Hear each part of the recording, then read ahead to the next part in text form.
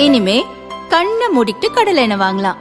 ஏன்னா மந்த்ரா கடலை எண்ணெய் இதயத்தின் தயாரிப்பு. வறுக்க பொரிக்க ஏன் எல்லா சமையலுக்கும் மந்த்ரா தான். மந்த்ரா கடலை எண்ணெய், அபார ருசி, ஆரோக்கியமான உடல் நலம். தமிழகத்தில் கடந்த ஒரு வாரமாக வெயில் வாட்டி வதைத்து வருகிறது. இந்த நிலையில் அடுத்த ஒரு வாரத்திற்கு மழை இருக்கும் என வானிலை மையம் கணித்துள்ளது. அதன் அறிக்கையில் கூறியதாவது: தென்னிந்திய பகுதிகளின் மேல் ஒரு வளிமண்டல கீழடுக்கு சுழற்சி நிலவுகிறது. இதன் எதிரொலியாக இன்றும் நாளையும் மேற்கு தொடர்ச்சி மலை மாவட்டங்களில் இடி மின்னலுடன் கூடிய லேசானது முதல் மிதமான மழை பெய்யக்கூடும்.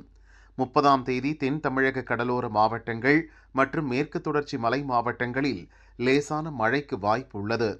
31ஆம் தேதி மேற்கு தொடர்ச்சி மலை மாவட்டங்கள் மற்றும் தென் தமிழக கடலோர மாவட்டங்களில் லேசானது முதல் மிதமான மழை பெய்யக்கூடும். ஏப்ரல் 1ஆம் தேதி தென் தமிழக கடலோர மாவட்டங்கள் மற்றும் மேற்கு தொடர்ச்சி மலை மாவட்டங்களில் லேசான மழை பெய்யக்கூடும். 2ஆம் தேதி தென் தமிழக கடலோர மாவட்டங்கள், டெல்டா மற்றும் மேற்கு தொடர்ச்சி மலை மாவட்டங்களில் லேசான மழை பெய்யக்கூடும்.